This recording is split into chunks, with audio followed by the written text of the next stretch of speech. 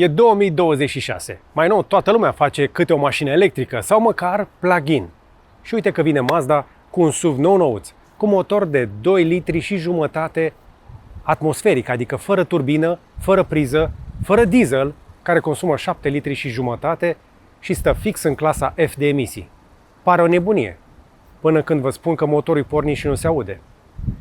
Așadar, hai să vorbim despre noul Mazda CX-5. Da, o mașină pe benzină și mai ales despre întrebarea pe care nu o pune nimeni de adevăratele. De ce ți-ai mai cumpăra așa ceva în 2026?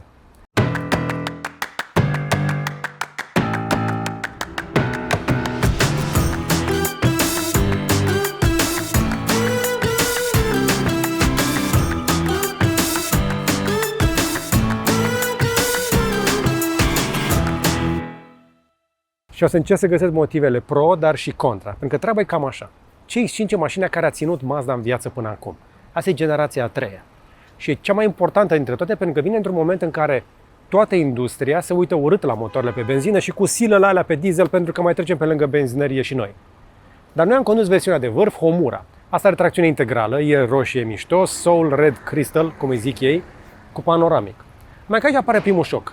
Mașina asta, așa cum o vezi aici, e 43.790 de euro, iar mașina pe care am condus-o, așadar, în echipare de top, urcă la 47.000. Țineți minte cifra asta, peste 47.000 de euro pentru chestia asta, o să revenim la ea.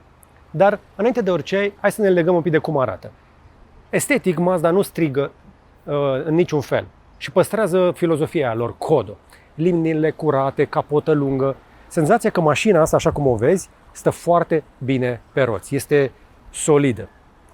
Arată mai SUV chiar decât înainte și este un pic mai mare. Nu știu de ce trebuia. Hai mai bine în spate. Uite aici. Au scos sigla clasică de pe spate și au pus pur și simplu Mazda cu litere. Trebuia? Probabil, dacă așa cer oamenii, dar avem și stopuri noi LED, linie modernă. Și apropo de culori, noutatea din gamă e un albastru navy blue, prima dată pe un Mazda. Noi am condus-o pe asta roșie, care e la sigur. Mazda întotdeauna pe roșu arată foarte bine, însă acel navy blue poți să-l comanzi tu dacă vrei, arată foarte bine, e ceva diferit. Diferența este că pe nivelul de echipare Homura totul e negru. Ai praguri negre, jante pe 18 și pe 19, ornamente negre, arată agresiv într-un fel un pic mai elegant așa. Deci la capitolul cum arată, n-am ce să reproșez, e o mașină frumoasă, e o Mazda, punct. Numai că frumusețea nu plătește facturile. Hai mai bine înăuntru. Interiorul ăsta e clasic Mazda, adică e ok, e bun. Și ai tot felul de materiale alese cu bun simț. Ai pielea asta, inclusiv cu piele perforată, niște plastice de arată bine, butoane la îndemână, toate chestiile cu care te-ai obișnuit. Iar alegerea de culori este iarăși extrem de cuminte. Practic nu ai nici ce să reproșezi, dar nici ce să critici la ea. Are și un tunel de transmisie pe care poți să-l vezi aici, 2 mufe USB-C, încălzirea din scaune și controlul pe ventilație. Nimic modern aici, la fel de foarte multă vreme. Iar lumina este furnizată de acest plafon panoramic cu trapă. Nu este de la un capăt la altul, dar este mai multă sticlă decât de obicei. E un spațiu bun pentru copii? Eu cred că este, dar este mai degrabă un spațiu de 4+1, dacă vrei. Practic, tot ce vezi aici este, încă o dată, clasic. Materiale alese cu cap, piele, pe nivelul ăsta de Homura, iar japonezii spun acestui stil ma, un gol japonez, ca să te simți pe chill aici. Iar tot spațiul ăsta cu uși care se deschid mai larg este încă o dată gândit foarte bine pentru familie, iar porobagajul din spate are aproape 600 de litri, ajunge la 2000 dacă rabatezi. Pentru o familie e mai mult decât suficient cu toate bagajele și toate jucările când pleci în vacanță. 6 secunde și un spațiu, iată, absolut generos. Îmi place că au pus inclusiv preșurile astea din cauciuc, tot felul de accesorii, inclusiv o cutie pentru bagaje suplimentare. Iar aici de desubt, subwooferul de la Bose și cârligele de tractare, plus încă niște spații ascunse de depozitare, priză de 12V care poate da 120 de W. De aici poți să rabatezi scaunele de pe stânga și de pe dreapta. Iar aici este kitul legislativ. Mai clasic de atât nu se poate, nu? 2 butoane pentru încuiat, dar și de închis. Și inclusiv, am văzut eu bine? Aici e o cameră? A, nu, e un LED. Aici e o lumină. M-am speriat că avem încă o cameră.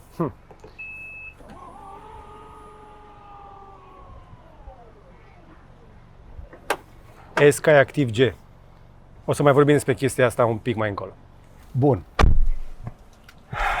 Mazda, brandul care ani de zile a apărat butoanele fizice, care nici măcar nu te lăsa să atingi ecranul mers, e bine, Mazda a mutat clima pe touchscreen.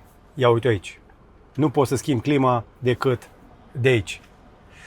Chestia asta, ei zic human-centric, centrat pe om. Dar țineți minte sintagma asta că o să revenim la ea, însă chestia asta nu e human-centric. Părerea mea, e un pas înapoi. Butoanele de climă se foloseau pe pipăite, fără să-ți iei neapărat ochii de la drum. Acum trebuie să te uiți la un ecran ca într-o electrică americană. Pentru un brand obsedat de siguranță e o contradicție în termeni. Trendul însă nu scapă pe nimeni, dar softul măcar este bun, e ce trebuie. Are toate aplicațiile și mai nou suportă, inclusiv Google, și o să primească inclusiv update-uri de soft. Și dacă știi unde să le cauți, funcțiile astea sunt destul de repede de găsit, inclusiv încălzire, dar și ventilație, încălzire în volan. Într-o zi de felul ăsta sunt necesare. Încă o dată, Mazda cred că cu ocazia asta o să intre în era aceasta a mașinilor definite de software. Mai ales prin colaborarea cu Google, vă spuneam, pentru Maps, pentru Google Play și pentru Assistant. Ei zic că o să bage chiar și Gemini. Odată ce o să ai inteligența artificială de la Google, sper că lucrurile să se îmbunătățească, pentru că nimeni nu vrea să învețe toate lucrurile astea de pe ecran de aici. Nimeni. Deși funcțiile sunt folositoare și capacitatea de procesare a mașinii este mai mult decât suficientă. Mai vorbim despre chestia asta când o să pornim la drum. Important este că, așa cum vedeți mașina asta, în sfârșit, chiar dacă nu este încă perfectă, Mazda a venit totuși mai aproape cu 10 ani decât erau. Serios. Însă restul este solid. Ecranul ăsta mare pe Homura, doar pe Homura, instrumentar digital și în spatele volanului, sistemul ăsta Bose cu 12 difuzoare, un volan nou îmbunătățit cu o grămadă de funcții aici, chiar cred că au făcut o treabă bună. Și atât de bună a fost treaba încât au condus-o și fetele. Și mi-a zis că le-a plăcut. Chiar dacă este cu o inimă pe benzină. Hai să-ți explic. Călduros, dar silențios. Sub capot avem doar motorul ăsta, 2 litri jumate benzină, atmosferic, fără turbină, super bine echilibrat. Doar 141 de cai cu un mild hybrid de 24 de volți, care niciodată nu o să pornească mașina singur. Nu merge pe electric, ci doar recuperează ceva la frânare și ajută motorul să plece de pe loc. Cifrele așadar, 141 de cai cu 266 de newtoni, face 100 în vreo 9 și ceva de secunde, viteză maximă limitată la 185.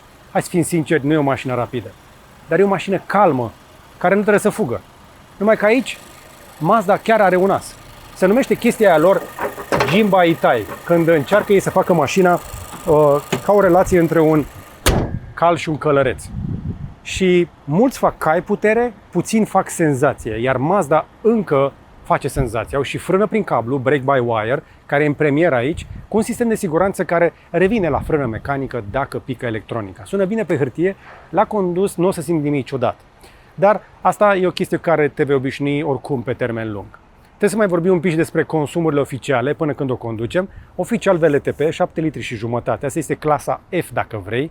Și ca un pic de analiză, un motor de 2 litri jumătate atmosferic într-un SUV de aproape o tonă, 700 în oraș, o să ajungă undeva pe la 90, mai ales cu aer condiționat. Pe autostradă e un pic mai blând, nu e un dezastru, dar nu e nicio performanță. Și acum trebuie să revenim la întrebarea de la început. De ce ai cumpărat mașina asta fix acum? Acum o să încerc să nu fiu acru. O să încerc.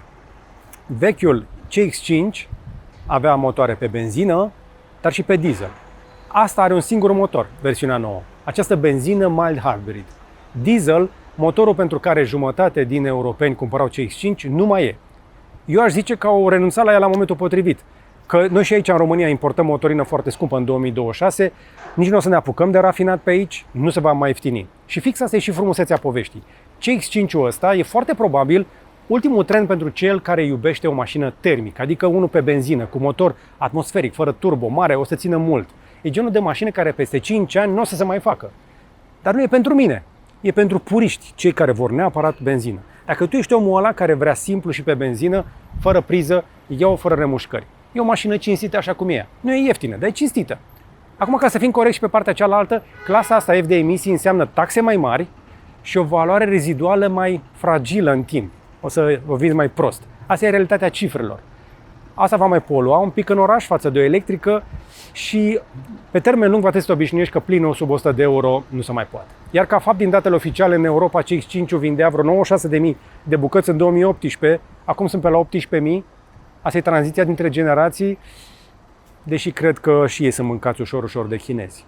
Deci, dacă nu ești fanul benzinei, ai două variante. Una, aștepți, Mazda a confirmat că hibridul adevărat, acel full hybrid, cu noul Skyactiv Z, vine pe la anul viitor. Eu sper să facă mașini Mazda și la an. Sau varianta 2. Și aici o să devin subiectiv.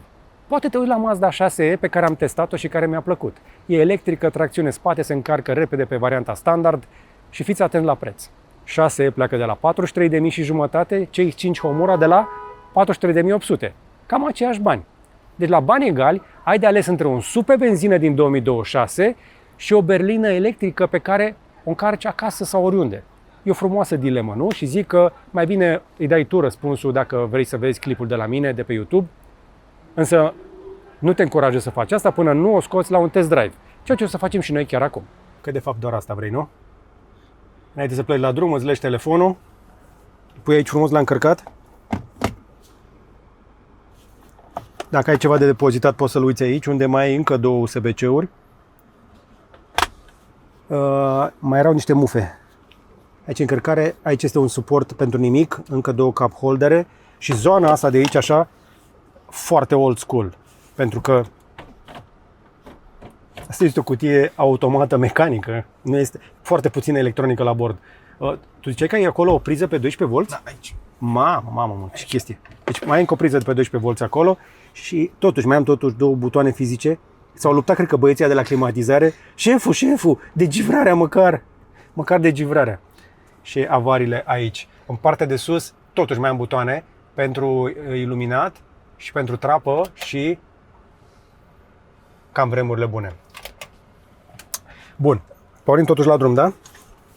În continuare sunt fascinat de cât de silențioasă este mașina asta. Noi chiar trebuie să o pornim pentru că deja e canicular afară, dar stăm pe loc și nu se simte nicio vibrație. E ca la Rolls, am putea să punem, cred că, fisa pe motor. 2,5 benzină, foarte old school. Mă simt ca la începuturi când făceam clipuri pe YouTube. Simt nostalgia? Mamă, când aud motorul ăsta.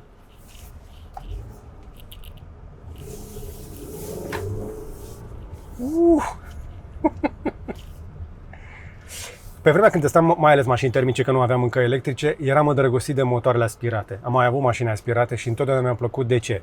Motoarele cu turbină, turbinele au apărut pentru a ridica mai repede înturații și a ajuta pentru putere suplimentară, mai ales motoarele lente, puturoase. Cât pui un motor mai mare, cu atâta mai puțină nevoie de turbină. Și de aia sunt atât de puțin cai din motorul ăsta, din care anumiți producători scot 800 de cai putere, însă Mazda a ales să scoată cuplu și să scoate eficiență. Motorul ăsta merge foarte silențios și foarte economic. Și tocmai de aia ne place că atunci când stăm pe loc, nu simți că ești într-o mașină termică. Mai ales că e pe benzină. Dacă era pe motorină, oricât de multe tampoane și tot felul de chestii de cauciuc ar fi putut ei să-i pună, tot ai fi auzit ceva în habitaclu. Asta este mașina pe benzină, cea mai silențioasă pe care am condus-o.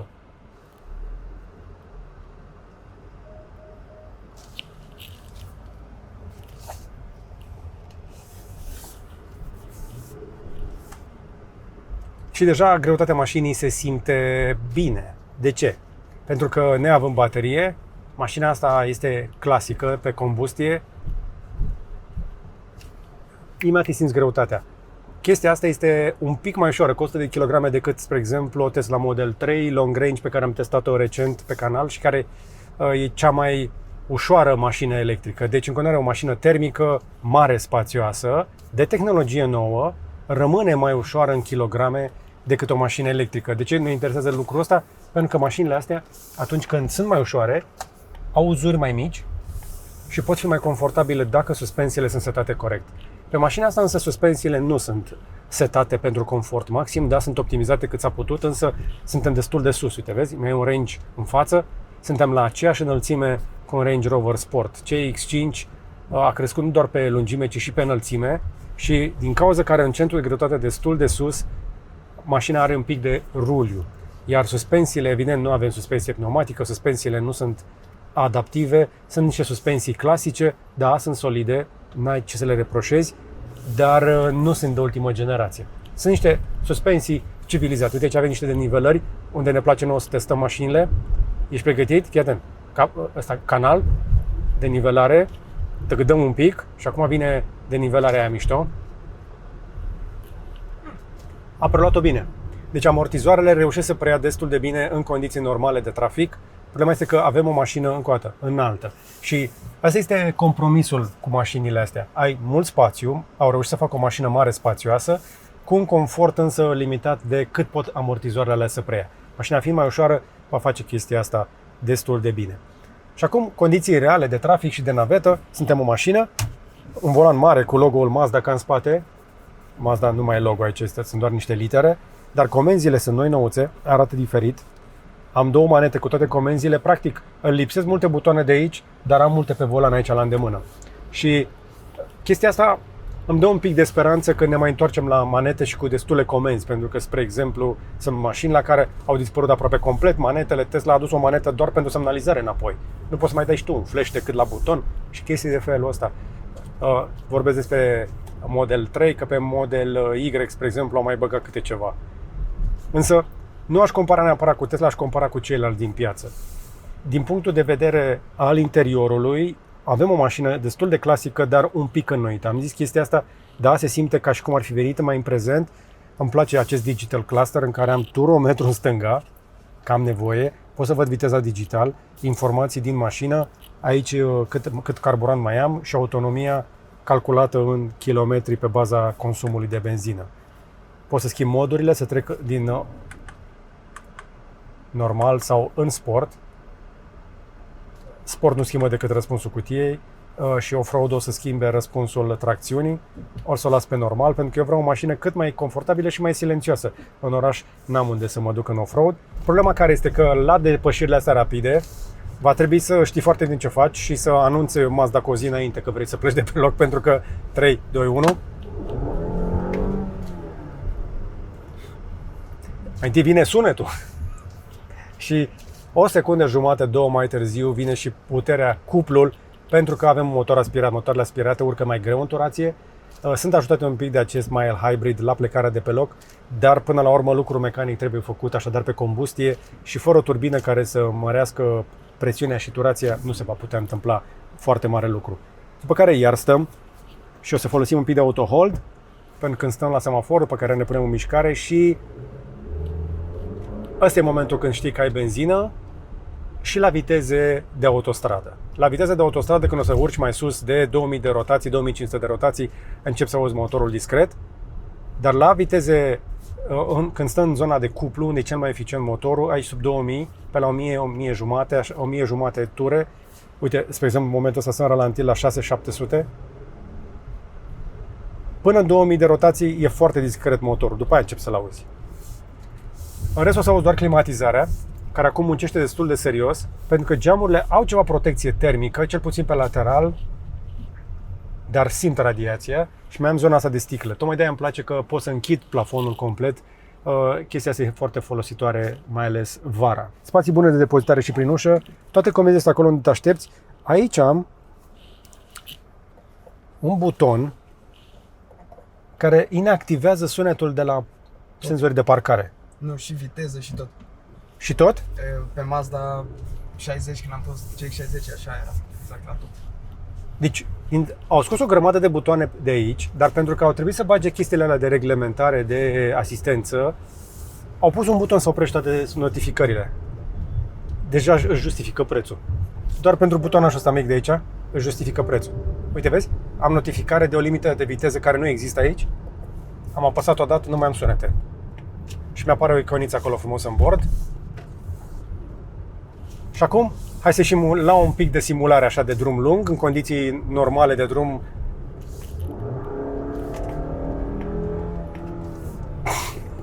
Mult zgomot pentru puțin.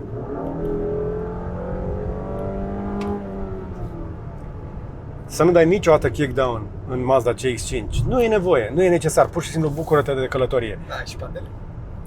Am și padele pentru a trece pe manual, fii atent. Da, păi dacă treci de aici. Păi pot să trec aici, Dar pot să dau de aici să forțez în manual.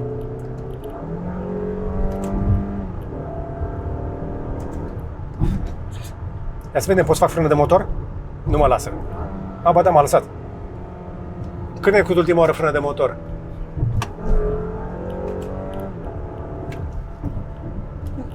Și nu e pe sport. 6000 de ture. Se poate conduce numai la a doua. Pe DN1.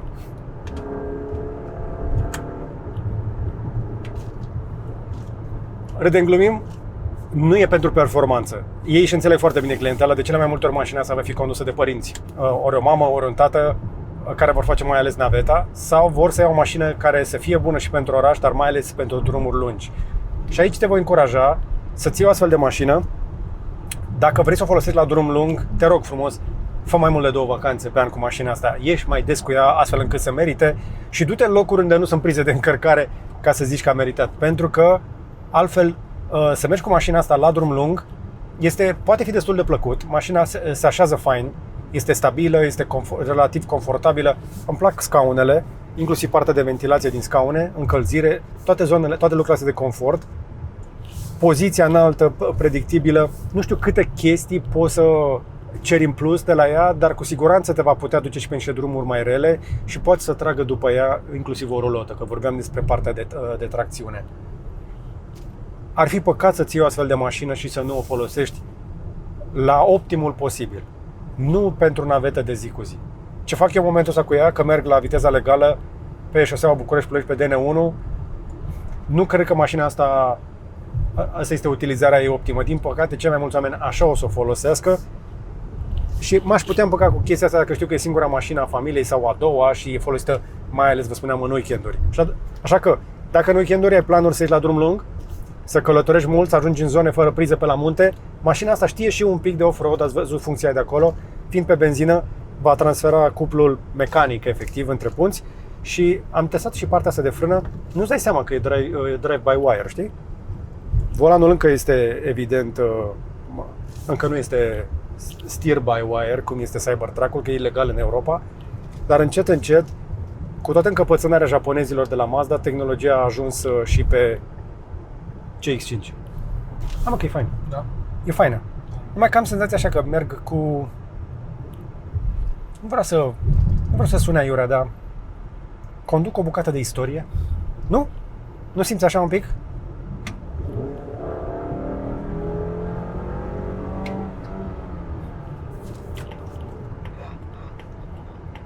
Ce? De ce râzi? E mult mai puternic sunetul decât Barbie. E mai puternic sunetul decât mașina. E aspirat. Motoarele aspirate întotdeauna au sunat bine. Și ăsta e un motor suficient de mare. Și care cred eu că poate fi tunat dacă îți pui mintea, dar de ce să te apuci? Da, Bose are obiceiul ăsta de a da subwooferul din fabrică destul de tare, ca să simți pe cei de banii, că oamenii vor kick-ul ăla. Dar totuși sistemul reușește să fie... să muncească, să acopere motorul asta mărut. Ai un sistem de sunet bun pe care te încurajez să-l folosești la torații reduse. Sau tare. Sau să-l dai mai tare, da.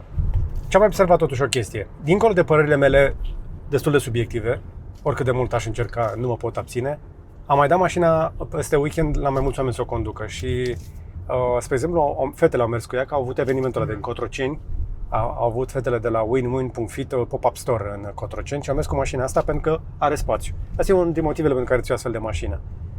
Și mi-a zis că le-a plăcut. Dacă fetelor le-a plăcut, că de fapt așa ne luăm mașinile. Și dacă fetelor le place, s-ar putea să fie nevoie să negociezi cu ele. Așa că mergi la test drive întotdeauna cu o persoană dragă, dar mare grijă ce îi spui, să nu-i spui specificații tehnice, că nu te ajută la negocierea asta.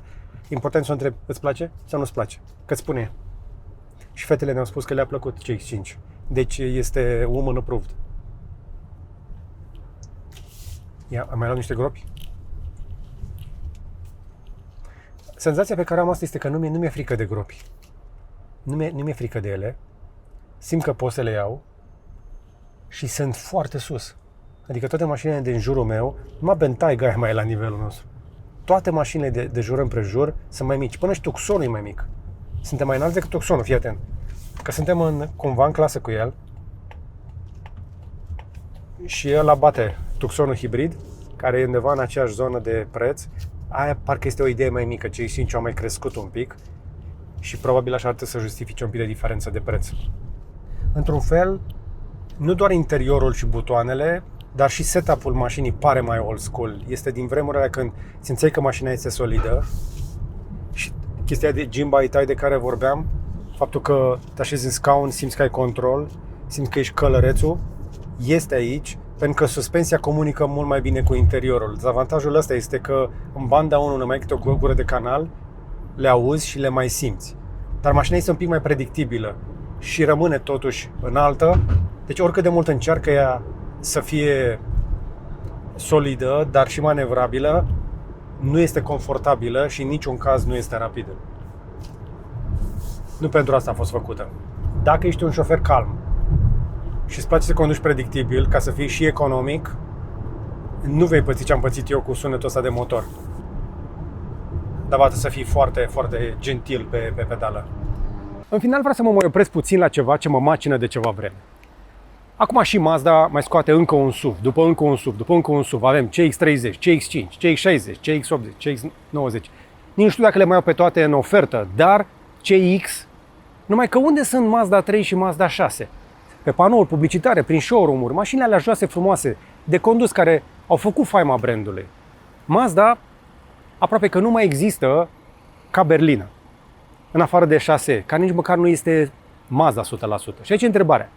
Chiar a scăzut interesul oamenilor pentru mașinile joase atât de tare, normale, sau pur și simplu e mai rentabil pentru ei să facă crossover, SUV? Părerea mea e un pic din amândouă, dar mai mult din a doua. Un SUV se vinde mai scump pe aceeași platformă, cu marjă mai mare. E pur și simplu mai profitabil când arăți o mașină mai mare.